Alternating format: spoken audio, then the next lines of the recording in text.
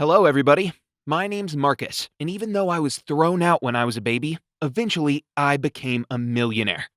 You see, my life started at the lowest point possible. Shortly after giving birth, my mother abandoned me, left me in a dumpster.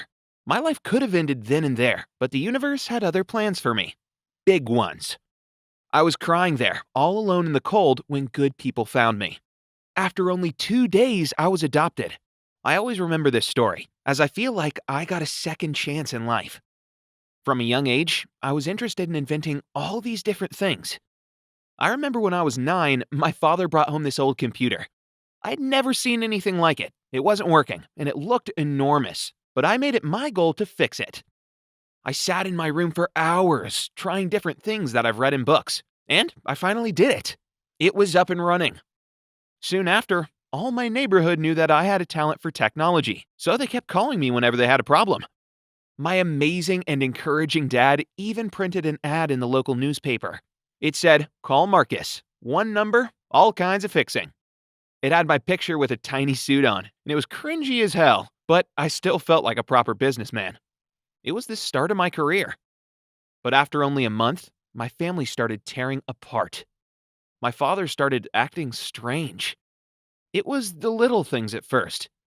He'd doze off in the middle of the conversation like he had something else on his mind. But it started getting worse. He started disappearing in the middle of the day, leaving his phone at home.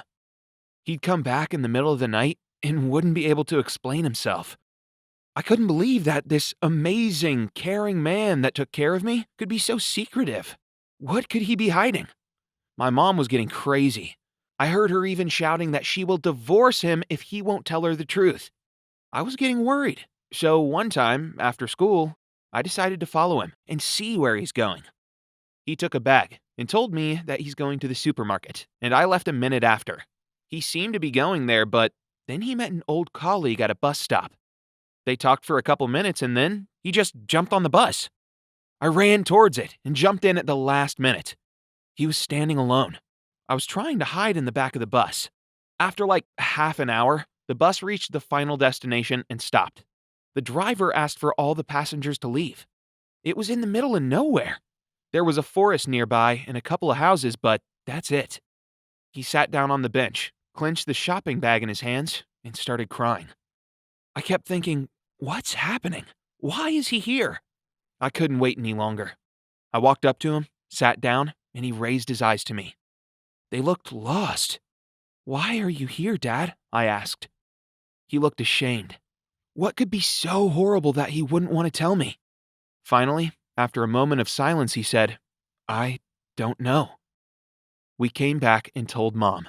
My parents went to see a doctor, and I was waiting anxiously at home.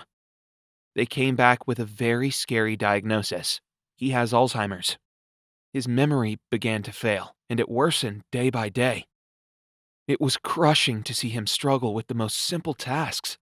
He'd forget to put on some pants and would walk around the yard in only his underwear. He'd keep disappearing. I hated feeling helpless, so I decided that I'll do something about it. I stayed in my room for most of the week and brainstormed all the possible things I could do to help him when this amazing idea came to mind.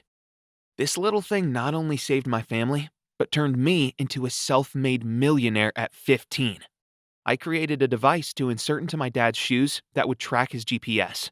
I could simply pick up the phone and say, "Hey Dad, where you at?" He would lean into his shoe, and as soon as he answered me, the device would send me the location. It worked perfectly. People were asking me to make it for their parents and grandparents, and one of those days, I got an amazing call that no 15-year-old ever expects. This company out of Kansas heard about my invention and suggested buying it for $2.2 million. At first, I thought it was a scam, but my parents and I arranged a meeting with them. And here I was, a 15-year-old country boy born in a dumpster, now a successful millionaire. At first, I had no idea what to do with the money.